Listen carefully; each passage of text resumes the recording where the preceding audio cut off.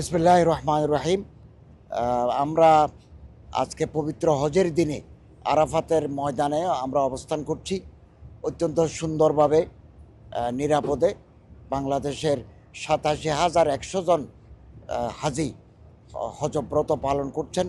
হজের নিয়ম কানুন তারা অনুসরণ করে চলেছেন।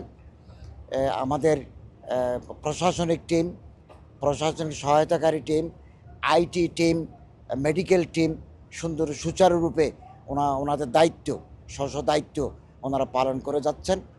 এই পর্যন্ত 18 জন হাজি ইন্তেকাল করেছেন। আজকে আরাফাতের মাঠে একজন মহিলা হাজি ইন্তেকাল করেছেন। আমরা মেডিকেল ফ্যাসিলিটিস প্রোভাইড করেছি এবং এখনও আমাদের মেডিকেল টিম এর সদস্যরা এই ফ্যাসিলিটিস দিয়ে যাচ্ছেন।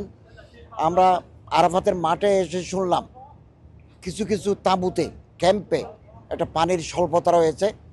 আমরা আমাদের হজ মিশনের মাধ্যমে আমরা এজেন্সি, হজ প্রোভাইডার যারা আছেন তাদের সাথে যোগাযোগ করে পানি সরবরাহ আমরা নিশ্চিত করতে পেরেছি।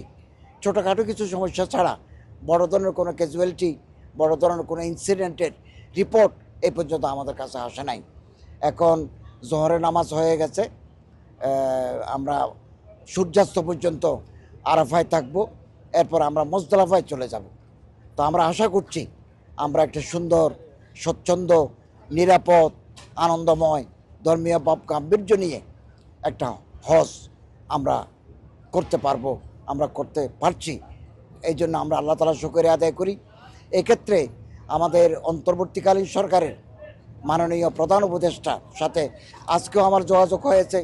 তিনি সার্বক্ষণিক খোঁজখবর রাখছেন কোনো অসুবিধা হচ্ছে কিনা বা কোনো প্রবলেম ফেস করছে কিনা এটা তিনি জানতে চাচ্ছেন, এবং এই সুন্দর ব্যবস্থাপনার জন্য, একটা বেটার হজ ম্যানেজমেন্টের জন্য উনি আগে থেকেই আমাদেরকে পরামর্শ দিয়ে যাচ্ছেন।